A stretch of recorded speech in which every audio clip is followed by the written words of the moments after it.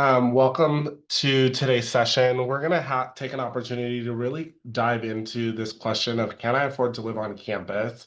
As Alicia said, my name is Dr. Brian Moffitt. I serve as the Executive Director for Housing and Dining, and we are super, super excited to be welcoming our incoming students and returning students to campus in just a week as from tomorrow. And so we are super excited to hear the cart start to roll in and to greet our families and support networks that will be helping to move our students in. With that being said, I'm going to go ahead and dive into some of the content related to living on campus.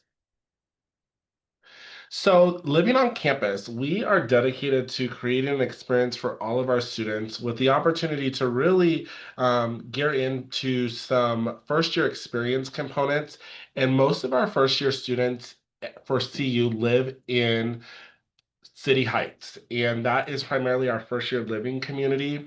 Um, One of the reasons why we encourage our first year students to live on campus is location and accessibility, academic support, the facilities and amenities that are afforded to you, as well as the community engagement. It is a great opportunity to bridge the connection between your undergraduate experience and what's happening in the classroom, as well as what is happening in the student life part of campus as well.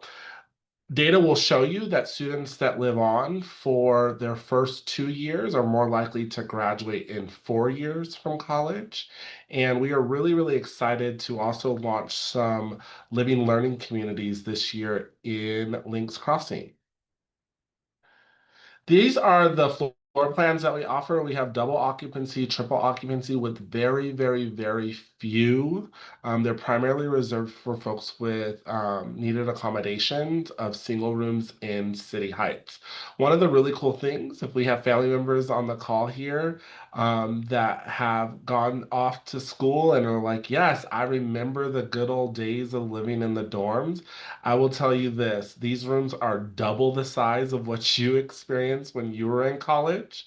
In fact, the room that we have designed for our triple here, actually, the room that's a double here is larger than the room that I lived in with three people. So the rooms in City Heights are actually designed so our doubles are meant to be triples and our triples are meant to house four students. And so our rooms are very, very spacious for our students. So a few things about the services that we provide in terms of things that are really great when you decide to live on campus. One of the things that comes with it is direct billing. So you'll hear a minute from financial aid as well as our bursar's office of depending on your financial aid award and your payment plan with the bursar's office, we provide direct billing through the institution. We are not a third party to the institution. We are CU Denver staff, and CU Denver owns the buildings in which your students will be living in. All of our rooms are furnished units. And with that being said, as you gear towards packing or ordering stuff, because we know a lot of you like to order things, I tell you to be cautious because the furniture that is in the room cannot come out of the room. And so it stays in the room. You can configure it to make the most sense in the space, but it all stays in the room with you. We have signature on-site dining here. We actually have, you might hear some of the drilling that's actually right behind me. We are renovating one of our dining centers on campus. So if you are local to Denver, Denver is known for its food halls, right? And so the Milk Market, we are actually modeling our new dining center after the Milk Market. We have study lounges throughout all of our communities, and then exciting community meetups and programmatic opportunities that we do with faculty, with student life, et cetera, right in your residence halls. One of the cool things, our parents love to hear this, we do have 24/7 around the clock professional staff to be able to provide assistance to your student. Now, in the middle of the night, usually that's crisis, things in terms of crisis that are happening in order to provide that support, as well as maintenance. If something critical happens in the building, we have staff on call to provide that assistance to your students. That's not something that you're most likely going to get if you decide to stay with an offsite vendor. Student development opportunities, we are committed to the holistic development of our students from the time that they check in to the time that they check out.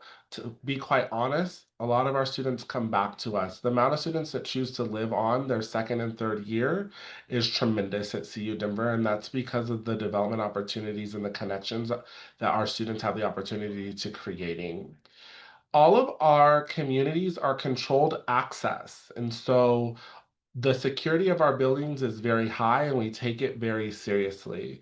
And so I'll give you an example. In City Heights, where our first year students live, in order to get into the building, you have to use your badge to get in. In order to go beyond the front desk, a student then has to badge at the elevator. In order to get into your room, you then have to badge into your room. So we have multiple layers of secure access to make sure our students feel secure in their living space. We do provide, at an additional cost, gated parking for our students. And so I encourage you, many of our students have been offered parking, and we are still waiting for you to hear back. I have to tell you, as we come up very closely to move in, that if you don't respond, your parking spot will be given up. And I'll give you some numbers. We get about 700 people interested in our 300 spots. So make sure you are responding to us.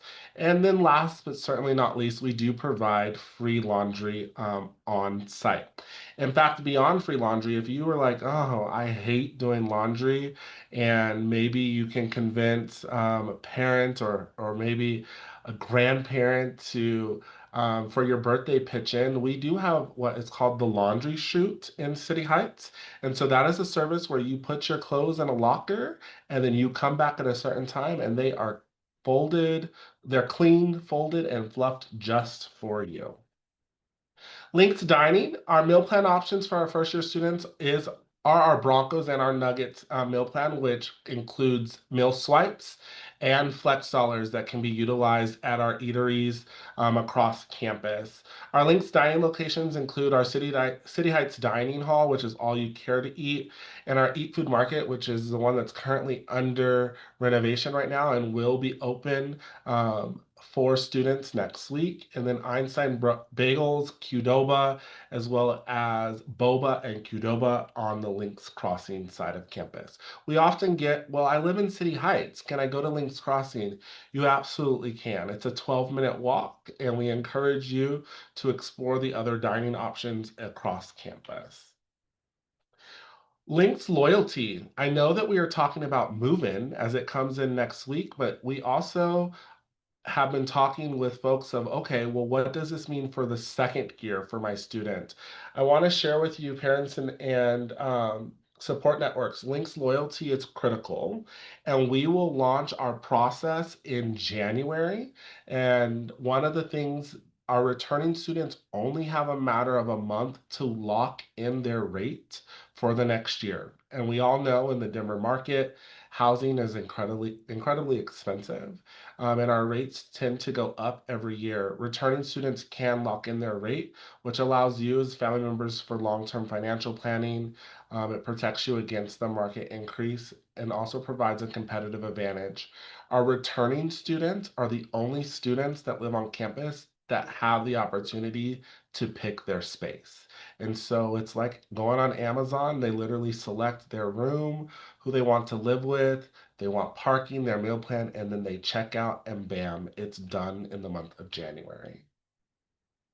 So we've already at this point secured our housing. So I'm going to skip over this slide. If you haven't secured your housing and you're like, I still want to live on campus, send me a direct message and I will send you information. You will want to lock that in very quickly as we move into next week's move-in dates.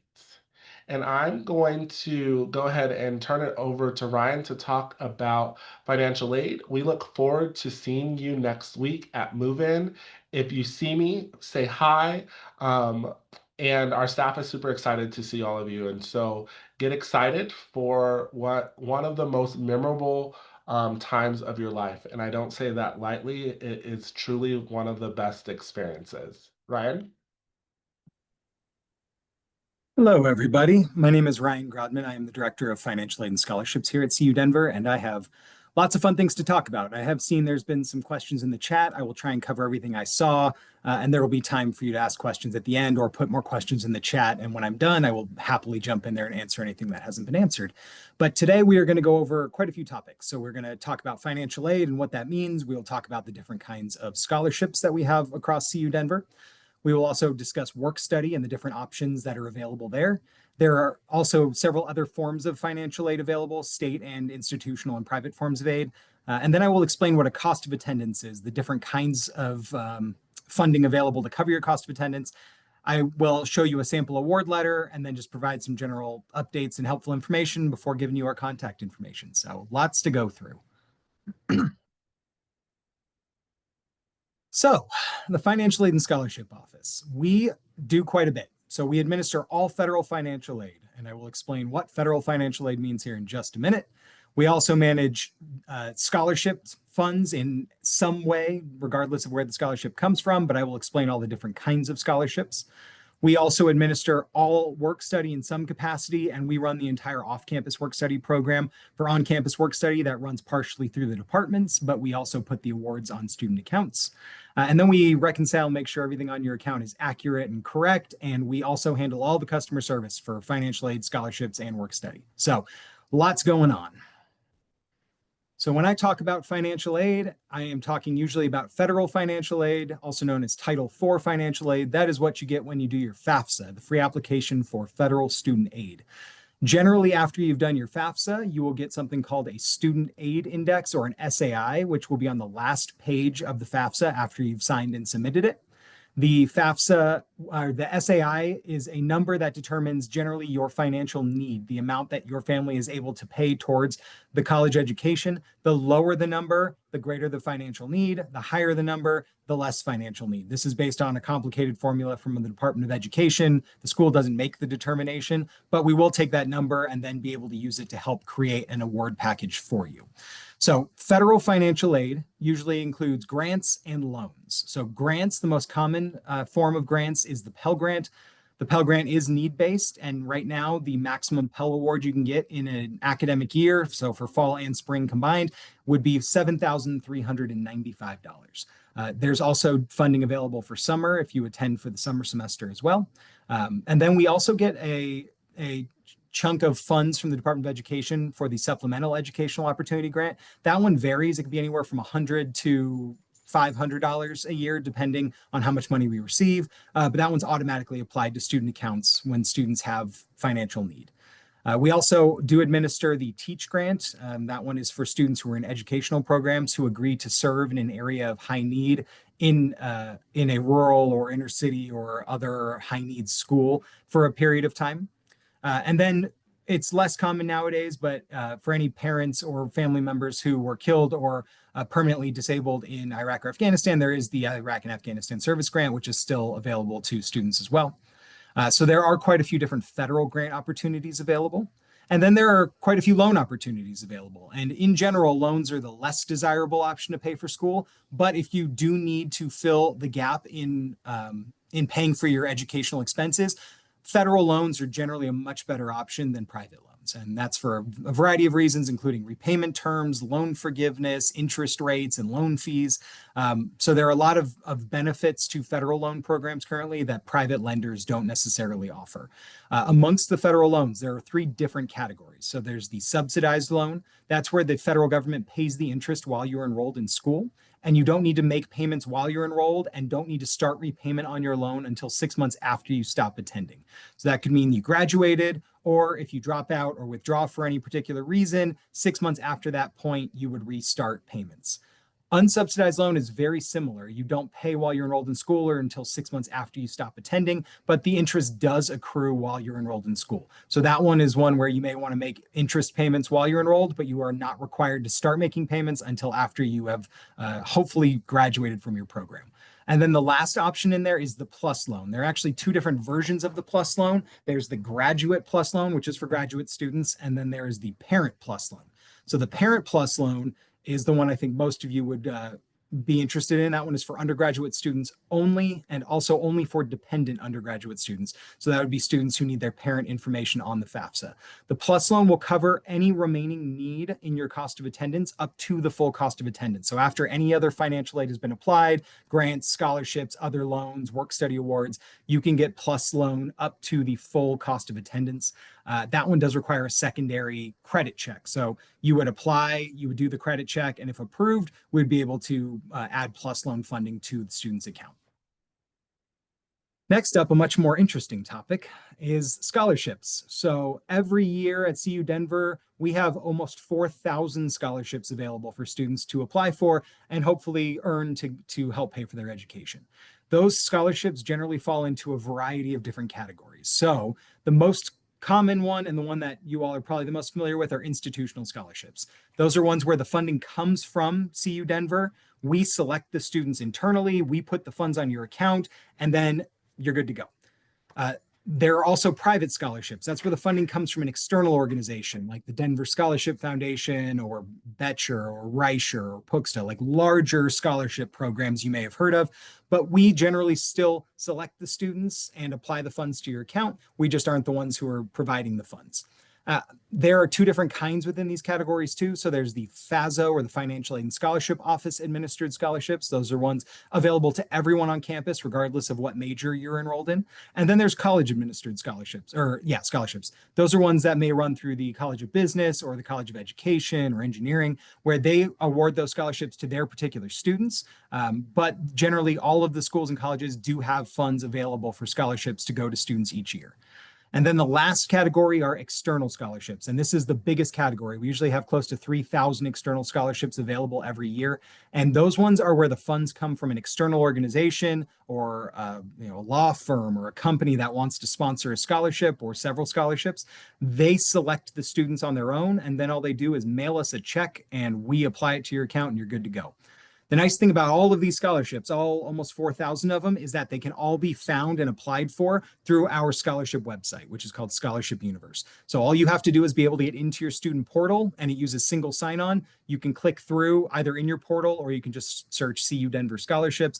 Click the link, it'll take you automatically into the Scholarship Universe website, and then you can start answering matching questions. And the more you answer, the more it will pare down the scholarships that you're potentially eligible for. It will tell you how to apply for them and give you all the other requirements necessary. So it's a very convenient way to apply for a lot of scholarships all at once. Another form of financial aid, which is very different from all the others, is work study. So work study is similar. You are eligible generally based on financial need. There are some funds available for students who don't have financial need, but work study is different in that it doesn't apply straight to your student balance. It doesn't apply to your tuition or your fees. Work study is just like a paycheck. You work for it, you get paid every 2 weeks. The funds go to your bank account, or you get a check in the mail, and you can use those funds for whatever you want, whether it's your tuition, your fees, your textbooks, housing, dining, whatever the case is. The funds are yours to use. And like I said, you get it every 2 weeks rather than all upfront like other kinds of financial aid. There are two different kinds of work study. There's federal work study, which comes from doing your FAFSA. And then there's state work study, which is very similar, except it's provided by the state of Colorado. And that one is only available to Colorado resident students. Otherwise, though, we do have funding available, and most jobs will take either federal or state work study. It doesn't really matter which one you get. If you're getting hired into a work study position, if you have federal or state, either one can apply. There are also differences between on-campus and off-campus. They're basically the exact same job. Sorry, I know we skipped ahead a sec. They're basically the exact same. The only difference there is one is sponsored by CU Denver. The other one may be through the Auraria campus or at Community College of Denver or Metro State. It's not necessarily through CU Denver, but the jobs are very similar. So you can find all of these jobs on our Handshake job board, which you can just search CU Denver student employment, and you'll find the Handshake job board there as well. Awesome. Other aid, I won't go too in depth here, but we do get tens of millions of dollars of state grants from the state of Colorado for Colorado students every year for both undergraduate and graduate students. We also do process several hundred private loans from a variety of different private loan lenders every year as well. So if you're interested in using a private loan, you can reach out to our office and we can help you navigate that process. We also do manage consortium agreements, which is where you can take credits at other campuses if you can't find the class you want to take on our campus for some reason. And then one of the most interesting things we do work with is study abroad programs. So you can work with our office and the study abroad office to potentially get financial aid to help cover any study abroad expenses, which means you may not have to pay out of pocket. You might be able to use those grants or scholarships or loans to help you pay for a study abroad opportunity during your enrollment. Cool. All right. So I've said cost of attendance lots of times. Here's what it means. Cost of attendance includes both direct expenses and indirect expenses. Direct expenses are things you pay directly to the university. It's very straightforward. Tuition, fees, on-campus housing, and dining. The things that we know the exact cost for, we're the ones who bill you, we're the ones who collect the funds. We know what direct costs are. But you can also get financial aid to cover indirect costs. So if you are not living on campus, whether now or in future years, you can get funding to help cover off-campus housing and food. You can also get funding to cover transportation to and from campus, personal expenses, loan fees, a variety of other educational expenses that are necessary for you to be successful in your college education, but that aren't charged by the University of Colorado. So both of these combined make up your cost of attendance. I will show you an example here on the next slide. Well, maybe in 2 slides. So the award letter, it's broken into 2 different categories. It's broken into the type of financial aid that you can get, which includes grants and scholarships and loans. So you'll see those itemized on your award letter. You'll see here that the student got Pell Grant, University Need Grant, Supplemental Educational Opportunity Grant, Colorado Student Grant, and also loan eligibility. The loans do not automatically pay on your student account. So your award letter may show loans, but if you have not gone in and accepted the loans, they will never pay. You have to go into your student portal and actually say if you want some, all, or none of those student loans.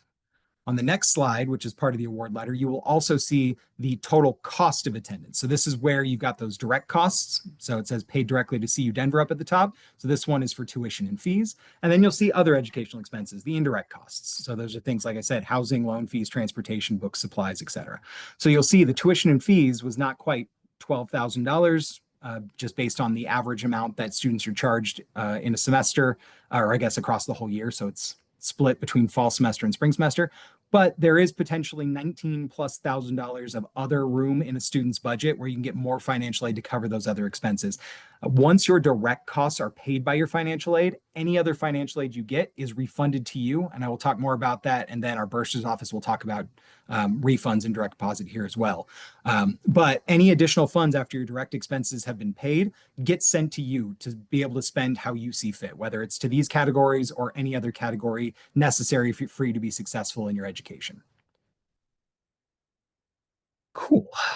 The last thing on the award letter is your personal information that we use to calculate all of the info. So make sure that your SAI, that number from your FAFSA, looks correct. Make sure that shows that you're a resident if you are a Colorado resident, because that affects your tuition rate. Make sure it says full-time or part-time. We do the initial award letter based on the assumption you're going to attend full-time, and I'll talk more about that here on the next slide. Make sure the cost of attendance looks like what we calculated on the previous slide. Make sure that your program looks correct, because some schools and colleges have slightly different tuition rates. So we want to make sure that you're being charged the right tuition rate as well. So important information to know. These are really basically 5 things. There's one at the bottom there too, that are critical for you to be successful with your education. The first and foremost, number one thing is know what school costs. Know what it costs and know how you're going to pay for it. So that includes your tuition and your fees, but also housing, dining, and anything else. So it's really important. Bills have already been been posted on your student account. You should be able to see what those expenses are. We are going to disperse financial aid this upcoming Monday. So you'll be able to see any financial aid applied to those balances here within the next 6 days or so. But know what school is going to cost and know how you're going to pay for it. And if you don't know, reach out to our office and we will help you plan it. Next, if you, other than grants and scholarships, any other aid you have to do something for. So you have to accept your loans. If you want to get a private loan, you have to apply for it. If you want to do a PLUS loan, you have to do a credit check. If you want to do work study, you actually have to get a job and get hired in that job and start working to get paid. The only thing that happens automatically is if you're eligible for them, grants and scholarships will apply automatically to your account. Everything else, you have to take some action. Also, if you want to use your financial aid to cover anything other than tuition, fees, housing, and dining, you have to authorize financial aid in your student portal. So that means you may be able to use your funds to pay for textbooks and supplies in the bookstore, or a parking pass, or an eco pass for public transit. You can use your financial aid potentially to pay for those things, but you have to go into your portal and say you want to use financial aid directly. Otherwise, the funds will get sent out to you after all your expenses are paid, and you use that refund to pay it yourself. Second most important thing, enroll in direct deposit, because if you don't, we are going to mail a check. Checks only go out once a week. They can take a week to get to you. I'm sure if you really need that financial aid to buy your textbooks, you don't want to wait 2 weeks for a check to show up if it doesn't get lost in the mail or anything else. So direct deposit, those funds get released to student accounts every weeknight. So that happens 5 days a week. They're generally in your account within about 24 hours. It happens a lot quicker. It's a lot more secure. So go in your student portal, and Aubrey's going to talk about the direct deposit enrollment process in a minute as well. But enroll in direct deposit, it will save you a lot of time and effort.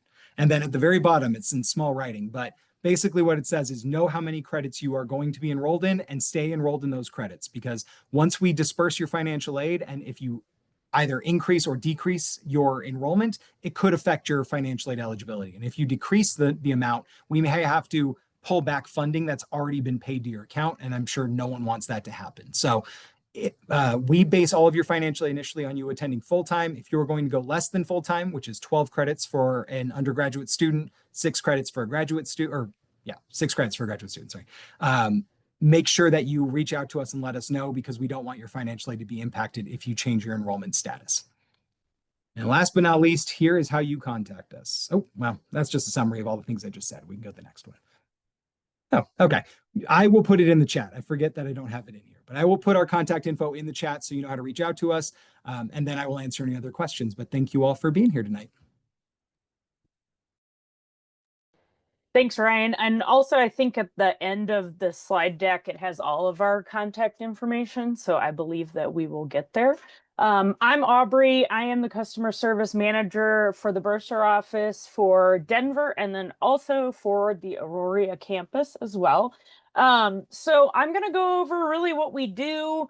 Everything is going to be specific to Denver. I will not touch on any of the AMC campus. So you're going to want to contact us if you have questions on your bill. I think that Ryan had mentioned that you are able to see bills currently. That is true. You can see what the current activity is, and then I will go over dates of when we finalize bills that are available on your portal as well. So anything for payments and payment plans, I'll go into that detail. And of course, Ryan mentioned the financial aid refunds. I'll talk about direct deposit and how to set that up. We also are involved in third-party sponsor billing. I'll go over a little bit of that. Again, that would be somewhere else, such as the VA paying for bills. Unfortunately, we also do student debt management. If for some reason, maybe you didn't get financial aid in time or something of that nature, I'll touch on that a little bit. Hopefully you don't ever have to talk to them though. And then we also send out 1098 tuition statements. Anything would not be available for this prior year until the end of January come next year. And then that is exactly where we are. Please note that we are on the 5th floor. Actually, if you come into the Student Commons building, we always have a representative normally down at Link Central. You just check in with them and then they can grab one of us. Otherwise, you can reach out to us via email listed on there or via phone. So if you don't mind going to the next slide, and then I'll dive in there. Okay, so super simple and easy. Not sure how many people have seen their access portal, but this is where you're going to log in, enter all your information, and then I'll kind of show you the details as step by step of where you want to access anything bursar office. So you're going to click on that little, it actually looks like a dollar bill. That's where you're going to be able to do anything with your student account there. And all of our services are going to be under that. So super simple. They'll take you to the view bills and payment options. You can also click on the top. That's going to take you to the same area as well under your student account. That's going to take you, once you click on the view and pay bills option, that's going to redirect you to what is called Quick Pay. That's our university payment system. So we should have an example of what that looks like here on the next slide for you. Yep, so that's what it's going to look like. You'll see there that this is not going to show a lot of information, but that's exactly what the screen is going to look like. It'll allow you to make a payment. Couple other things on the left-hand side that as we go through, I will explain as well. So right now, again, if anybody's viewing this, you'll only see current activity, not necessarily a statement per se. So if you all have someone that is nice enough to help you pay for your bill, oftentimes this is going to be a parent or some kind of family member, and you want to just provide them access to view and pay the bill, this is exactly where you're going to go to add an authorized payer. So if we go to the next one there, that's going to give a little bit more information. So you can enter anyone on here. Again, most of the time it's going to be a parent. One thing that we do point out is that an authorized payer can only view and pay the student bill online. Okay, so this is important to know, especially when you're setting other people up. That does not mean that they are able to call in, and we cannot discuss anything specific with them. Again, it's only viewing and paying a bill online. Nothing beyond that. If you want to release the actual financial information, then that would be something different that is FERPA consent to release, and we'll go over that a little bit later here. So, great. So this is just the specifics of what you'll need to enter for the authorized payer. So once all of that is done, the authorized payer should get an email notification. That's going to allow them to set up everything individually and set their password up and go ahead and log into the Quick Pay portal. So they can go ahead and set up a payment plan if they'd like. They can now go online and pay your bill just directly, and then they're not accessing anything of your account specifically. So again, make sure that they're taking a look for that email that will come to them once you do that. Go ahead and go forward. Okay, so I know that was a lot of information, but this really tells you everything that you could see on those couple of pages. View and pay accounts, transaction history, statements, which you're not going to be able to see yet, and then the authorized payer. Only thing I think we didn't discuss is that it is $40 non-refundable fee to set up that payment plan, and it will automatically withdraw the 20th of every month. Now, if for some reason that payment happens to fail on the 20th, you have one more shot where we will reattempt on the 1st. So if it's August 20th, then it's going to try and pull September 1st, or at least the closest business day to September 1st. And then unfortunately, if that reattempt fails, then the payment plan will be terminated. You can go ahead and hop forward there. All right, so billing due dates. Again, I kind of already touched on this, but everything should be available right around August 12th. So right now you see current activity. Everything will be finalized on August 12th. So that due date is going to be the 5th. I think somebody already asked that question. So September 5th. Authorized payer, we kind of already reviewed that. Again, they can only view and also make payments online. You'll see the September 5th due date down there. We highly recommend eCheck. You will not get any other additional fees. Unfortunately, our third-party servicer does charge a 2.85% for credit or debit cards that would be used. Now, that's why we recommend eCheck, which is either a checking account or a savings account along with your routing number. But that's the way you can avoid that 2.85 service fee there. Now, again, some people like to earn points, so if you want to use a credit card, please feel free to do so. These are updated undergraduate student and tuition and fees, also listed on our website as well. So it's all dependent upon what course you're taking. And then I did see some COF questions in there. We will go over that. But this is all going to be dependent upon whether you're resident, non-resident, or anything like that, and how you were set up. And then that's how we're going to go ahead and bill you. Go to the next one. So good information to have is that it is per term fees versus per credit hour fees. And so also there's going to be links within this slide that you guys are going to be able to look, and you can go ahead and scroll down. Then that will show you mandatory fees that are also on our website, or specific instructional program or course fees. And then there is another area, administrative charges. Again, it's all on our website under the undergraduate student tuition and fees. You just have to scroll down through that site. And the link is on the slide there. We'll go right ahead there. All right, so College Opportunity Fund. This is the way that in-state students, undergraduate in-state students, you can get up to 145 credit hours. This is how you apply. I know someone did ask this question earlier. This is the website that you first want to go to. You only need to apply once. We recommend that you go ahead and do the lifetime authorization. And again, you have to be enrolled in your courses. You can't go on there ahead of time, so please be aware of that. Once you do the steps on the coffcollegeassist.org, that's when you're going to go ahead and go back and you authorize it through your portal. So you want to make sure you do this. It's 116 per credit hour. So a lot of times we'll get calls and say, hey, my COF didn't apply. That's all right. We can go ahead. We can send you directions and some troubleshooting as well. So we can go to the next one there. All right, so this is going to give you the step-by-step. So this is going to be after you've gone to the DirectCoff website. You're going to want to hop back in your portal and then go to your student account under the COF authorization review that you see here. You can go to the next one there.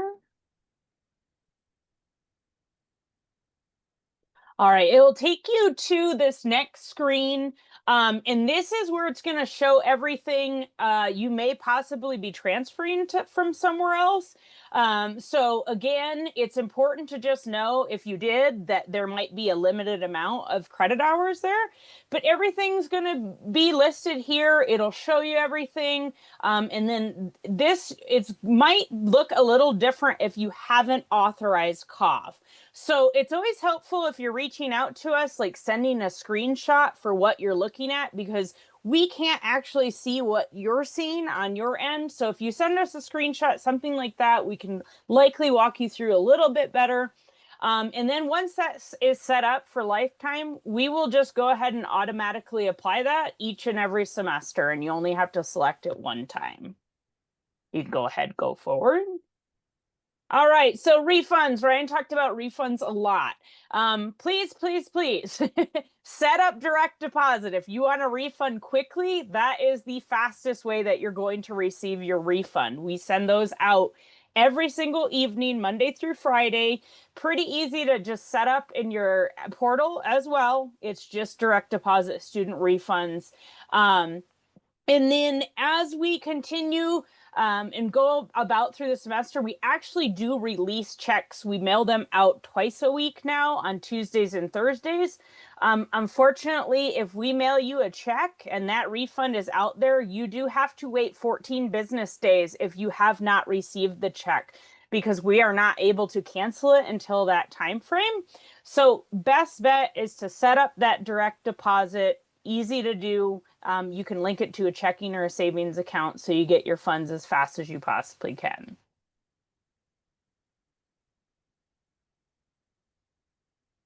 All right, so sometimes you might need to also change your direct deposit. So you can go in there and edit and add bank account information as needed. Again, you do have to authorize this. That has to be through your portal. But this is an example of what you're going to see there. You can go to the next one. All right, third-party sponsor billing.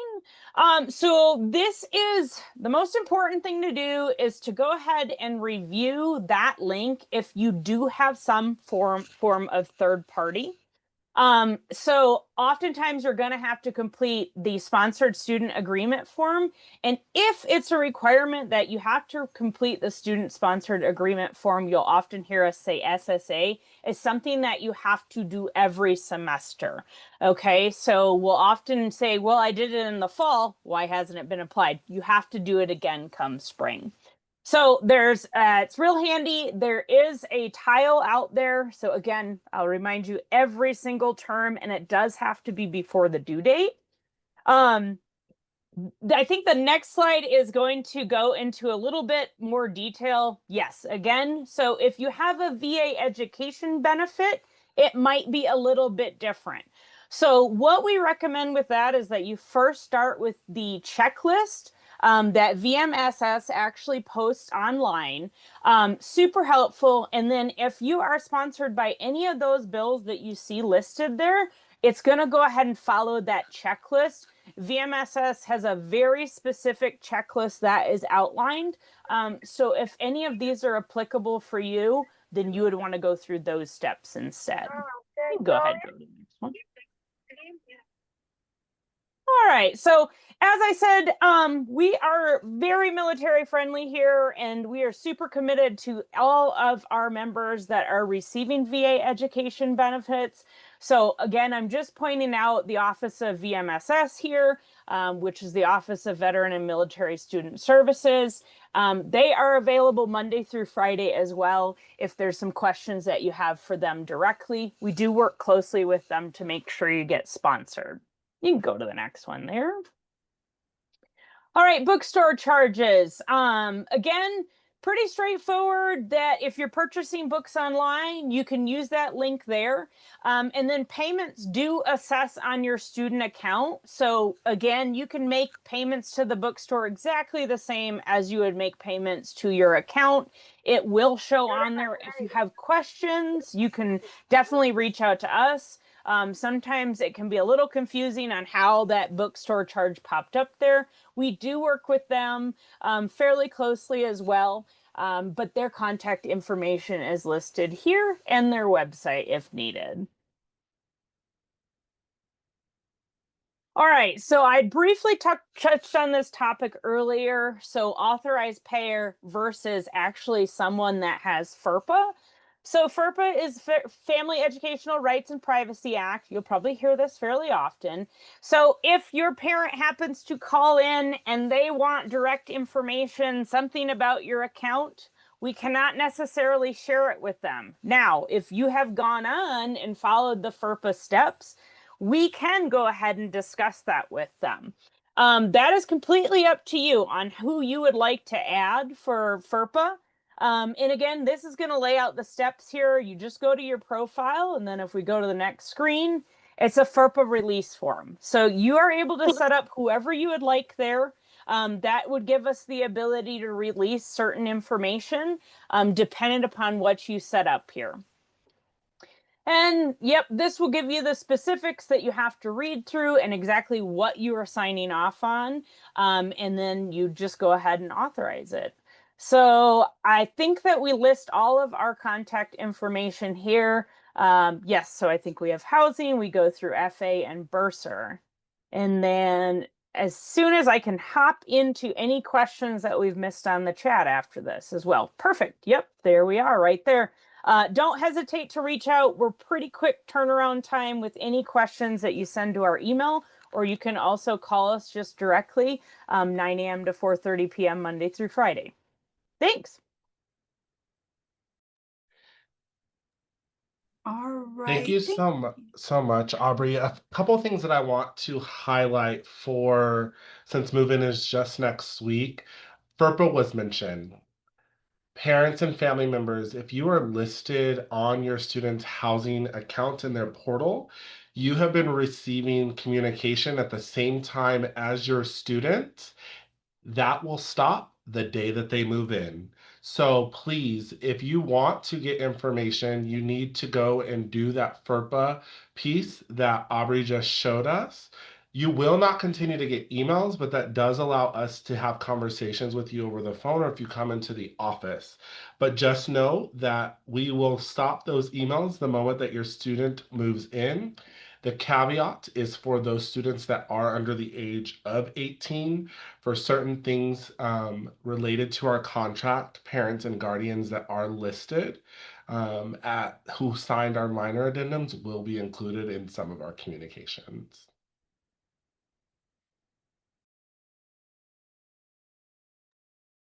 All right, and there was a lot of questions surrounding COF, the College Opportunity Fund, and how does a student authorize, and if they had it at a previous institution, lots of questions. So with the College Opportunity Fund, if a student has applied for COF on the COF website, then they will need to just authorize CU Denver to use COF in the UCD Access. So if a student is classified as a Colorado resident, the orientation office will be emailing all students by the end of this week with instructions on how to authorize COF in their UCD Access portal. And once it has been applied to the account, you would see that on the student bill. So if they were trying to do it, or if they just applied for COF, give it a couple of days if they just submitted the application. And then they should be able to go in and you authorize it through the UCD Access portal.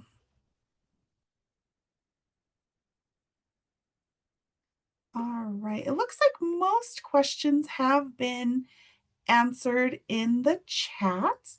Does anyone have any outstanding questions that they did not get answered? If you would like to maybe unmute yourself, you're welcome to unmute and ask, or if you would like to repost that in the chat, we can get that answered for you. Yeah, so I have a question, Alicia, real quick. So I'm looking at my son's award letter, and it shows other educational expenses, which you guys already went over. Transportation, books and supplies, and personal miscellaneous. There's dollar amounts there. Are those only estimates, or are they for real? Because, you know, he hasn't started school yet, so we don't know how much he's going to need for books and supplies, as well as transportation. What does that cost for, since he's not going to be an on-campus student? Yeah, so those numbers actually come from the state of Colorado. So we get averaged amounts based upon the Denver metro area from the state of Colorado each year that we apply, either depending on the category. Some are based on per credit hour. So for textbooks, it's a fixed dollar amount per credit. So if a student is enrolled in 12 credits, they'll get more than if a student is enrolled in 6 credits. For transportation, housing, dining, and personal expenses, they're based on the number of months in the semester. So for the fall semester, it's calculated at 4 months. The spring semester is calculated at 5 months. So the total year is 9 months, but it's broken out and calculated. Really, it's split right down the middle, but that's kind of how it's broken out. So the amount is appealable. So if for some reason you think that any of those categories are under classifying how much you think it's going to actually cost, or if your actual tuition, or not, well, tuition we know, but if your actual textbooks and supplies end up being more expensive, you can reach out to the financial aid office, financialaid@ucdenver.edu, and just say you'd like to appeal your cost of attendance. You will just ask you for receipts or other confirmation showing what the true expenses were, and then we can increase the amounts as necessary. But those numbers do just come from the state of Colorado based on averages. Okay, so they're estimates on the bill, right? Or does he have to pay those? No. So those are indirect costs. So the only things that you actually pay are tuition, fees, and then on-campus housing and dining, because we know the exact cost of those.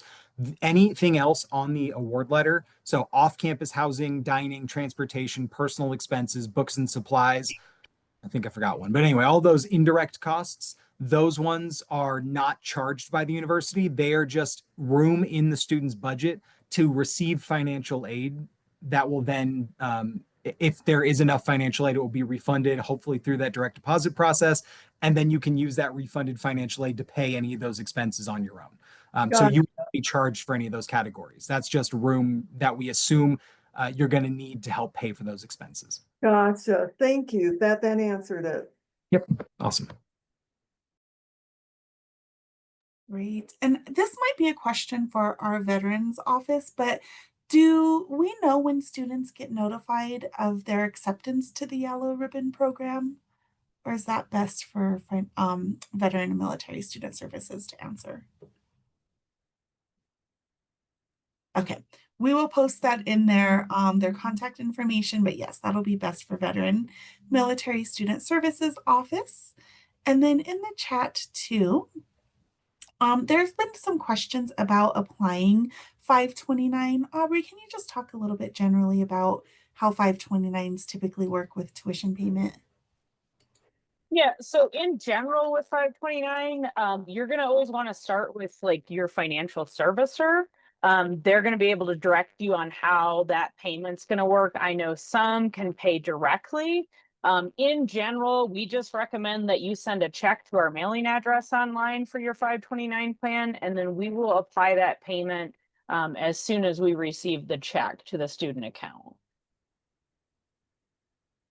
Thank you.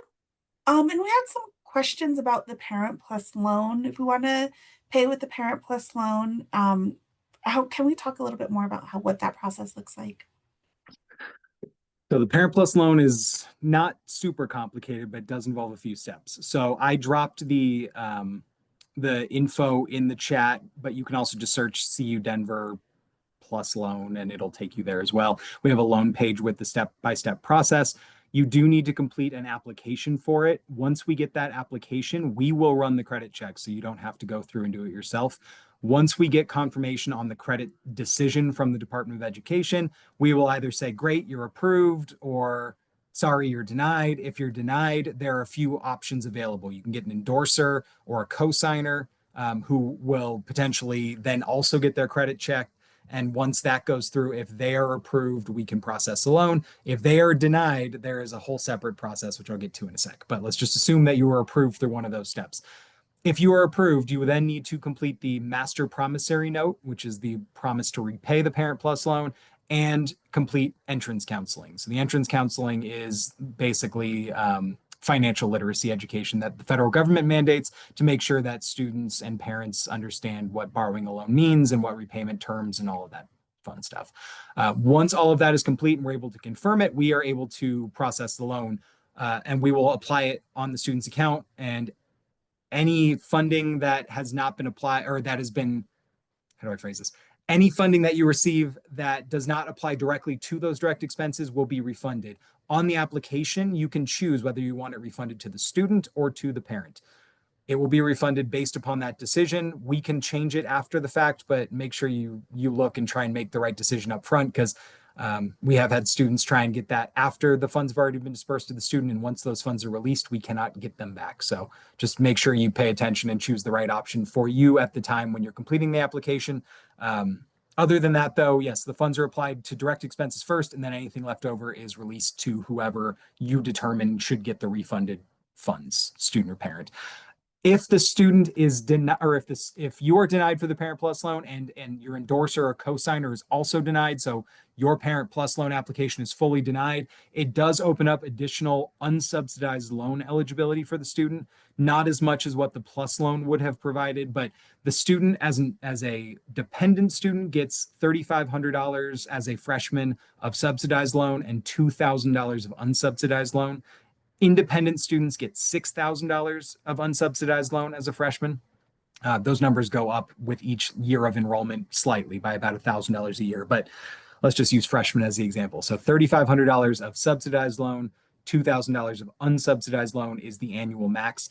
If the parent is denied for the Plus loan, students get the independent level, which is $6,000 rather than the $2,000. So it adds a little of additional loan eligibility to the student's account.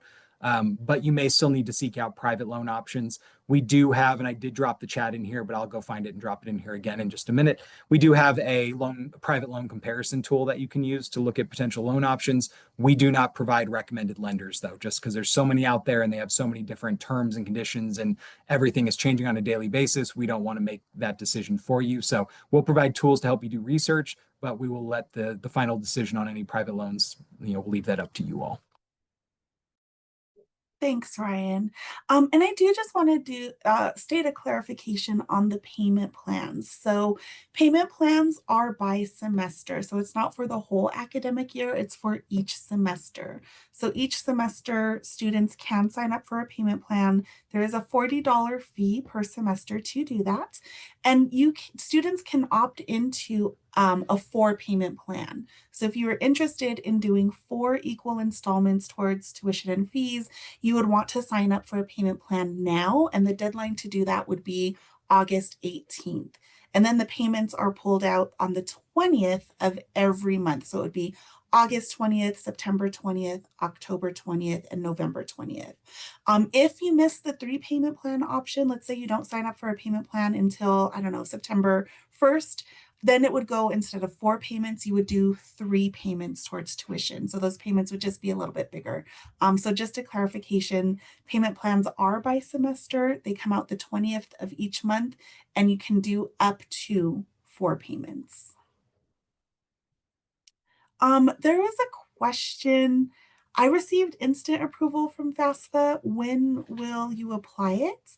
And I believe financial aid will start paying out towards tuition next week, as early as Monday. Is that correct, Ryan?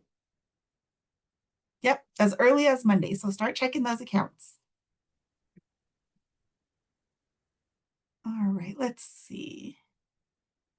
Medical forms. So in general, if students are not living on campus, so if you're not housed on campus, students do need to submit their immunization records. And that's what they're looking for, is 2 doses of measles, mumps, and rubella. Typically, folks get those when they're younger in age. So you can always go back to the doctor's office. I know a lot of high schools store those on record too. So sometimes folks need to go back to the high school to get copies of immunization records. Those can be submitted online or in person on campus. If you are living on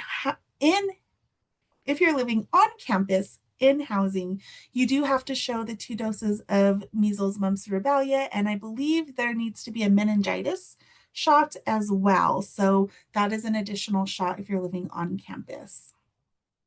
Please know, with immunization records for students living on campus, we will ask you at move-in if you have not submitted your immunization records, and you will be sent over to the health center before you are able to check in. So please make sure that you have solidified that before arriving for move-in.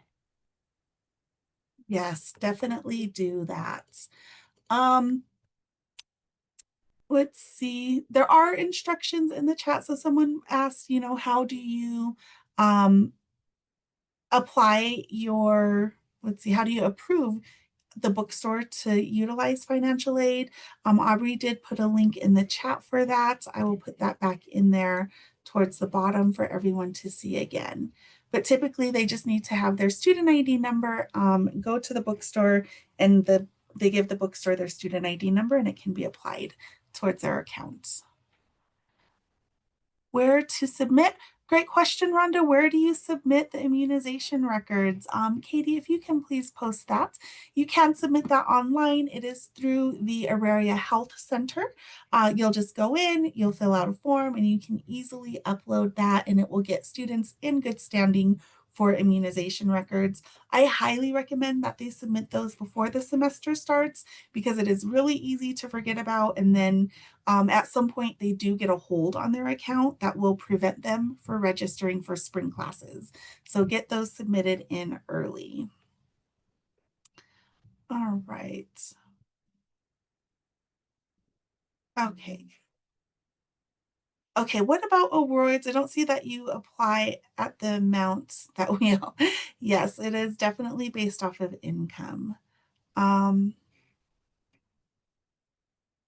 Okay, looks like a lot of these have been responded to. There was a lot of questions about work, study, and employment on campus. I'm going to put a shameless plug, since this is a Housing Financial Aid and Bursar's office presentation. Housing is hiring students, and if you have work study and you want to move in early, email me. We will make sure that you get processed and hired. We are looking for work study students to start yesterday. And so please feel free. It is a great opportunity to literally roll out of bed, look decent, and then go downstairs and work at your front desk. And it's a great, great opportunity to build your resume for students who are looking to become RAs in their second year, which that compensation includes free room and board. It's a really good deal. I've seen several questions about grants, scholarships, loans, all that stuff. I just want to reiterate. So grants, you do not have to do a secondary application for. So that includes your Pell Grant, the Federal Supplemental Educational Opportunity Grant I talked about. So those are the federal ones. The Colorado Student Grant, those ones are applied, and even institutional ones like University Need Grant. Those ones are applied automatically based upon the information from your FAFSA. You don't have to do another application. You don't have to request them. If you're eligible, we will apply them automatically to your account and they will pay. You don't have to accept them or do anything for them to pay your balance other than show up to class, attend your classes. Keep in mind, grants are applied based upon you attending full-time. So that's at least 12 credits. If you take less than 12 credits, we may have to reduce your grant amount, but you don't have to do anything other than to show up to your classes. Scholarships you have to apply for, they may have additional requirements. So obviously you'll do the application. Some applications require more than others, but you'll have to do the application. You may have to complete like a thank you letter if you get accepted, those kinds of things. But scholarships, once you are accepted and awarded the scholarship and you've done what you need to do with the application, you do not need to do any secondary acceptance of a scholarship. But loans, you will have to apply for a PLUS loan separately and private loan separately. And you will, even if the subsidized and unsubsidized loan is automatically applied to your account, it's only what you're eligible for. You have to go into your student portal and accept how much you want. So if we put $6,000 of federal loans on your account and you only want to use 5,000, make sure you go in and say you want to use 5,000. If you don't want to use any of it, you can say you want to use 0 or do nothing. But if you do nothing, nothing will happen with your student loans. We do not pay them automatically. And then work study, as Brian said, and as we've mentioned several times, you get hired for a job, you work, we pay you after you've worked, just like any other job. So the housing one is a little different too, because you obviously get room and board. That's slightly different, but any other on-campus or off-campus work study job, you work and you get paid every 2 weeks. So that hopefully clarifies it. But if you've got more questions about the different kinds of aid, let me know. There is one question that I do want to address live. It's specific to payment plans and financial aid. So is it best to set up a payment plan after financial aid has been applied to tuition? Yes. So, I mean, it's not required by any means, but it's better because you will know what the actual amount is and you can determine whether the payment amount per month is going to work with your balance. If you do it now before financial aid applies, your payment amount per month is going to look potentially larger than what it's actually going to be when the financial aid does apply. You can do the math in your head and figure it out too, but it doesn't hurt you necessarily to wait a few extra days if you are already planning on doing the payment plan. Aubrey, do you have something else to add to that? I don't know if I left If they wanted to do it before, basically what would occur is that once financial aid came in, then they would be able to readjust the payment plan. So it's really up to each individual. We have people signing up now that will have financial aid come in, their financial aid will come in, then they will readjust it, and then it'll split those payments equally. So. Oh, yeah, it's 6 and 1, half dozen of the other. It doesn't hurt you not to do it. Applies, but if you want peace of mind and just to get out of the way, you can do it, recalculate after financial aid applies. You'll be in the same spot either way. So it's up to you. Yep.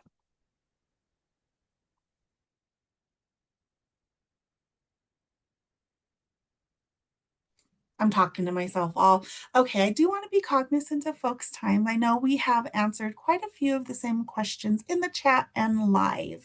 So what I want to do is make sure that you all leave with our contact information. FAFSA will be applied towards the student's tuition and fees.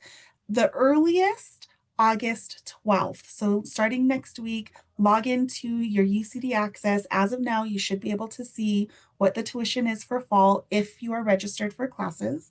So log in, you'll be able to see that amount. And then starting next week, continue to log in and see if the COF has been applied as well as financial aid. And then thank you, Katie, for posting our information in the are in the chat. So for my parents, if you do have any lingering questions that did not get answered, please email us at family@ucdenver.edu. We check that every day. Sometimes it does go to our spam. So if we do not respond to you within 24 hours, I do apologize. We do check the spam folder every couple of days. So we'll be looking at that specifically after today. Also, we do have our family website that is there as well. And we have a very active family Facebook account. So I will put that in there also for any of you that would like to connect with other parents and families of CU Denver students. We encourage you to do so because, like I said, it is an active site. They give lots of recommendations. So when your students are ready to move back home for the summer or between semesters and you need a storage place, that's the place to go. Those people will tell you what they recommend, what they don't recommend. And here is the Facebook link as well. And please feel free to reach out to us through email. We are hosting next Monday. Katie, can you get the virtual welcome? So we are doing a virtual welcome event next Monday. We will not be talking about the business side of CU Denver, but we will be talking about the welcome events that are happening. So anyone that's concerned about where will their student feel connected? Will they make friends? I highly encourage you and your student to attend that session together if you can. And we're going to go over a lot of events that will be happening next week through the first week or through the first 6 weeks of the semester. So it's a great place for you all to continue to get connected with each other as well as other students on campus. Thank you, Katie, for posting that. To authorize FERPA, that is only done in the student's UCD Access portal. So a student does need to log into their portal and they can authorize, families, parents, whomever, to gain information by doing the FERPA. They will need to provide you with a special code that you will need to know, but that is only offered FERPA is only authorized through UCD Access. All right, thank you all so much. Again, this will be posted on the Facebook page. If you have any questions or if you're like, I didn't write down any links and I want something, please just email us at family@ucdenver.edu. I'm putting that in the chat one more time. Brian, yes, we can email this presentation out to folks that did sign up. So if you signed up, we can send an email out to you all and get you the presentation. Thank you all. We are so excited to have you be part of our community. Please know we are here for you just as much as your students, and we will see you in just less than 2 weeks. Bye, everybody. Have a good night.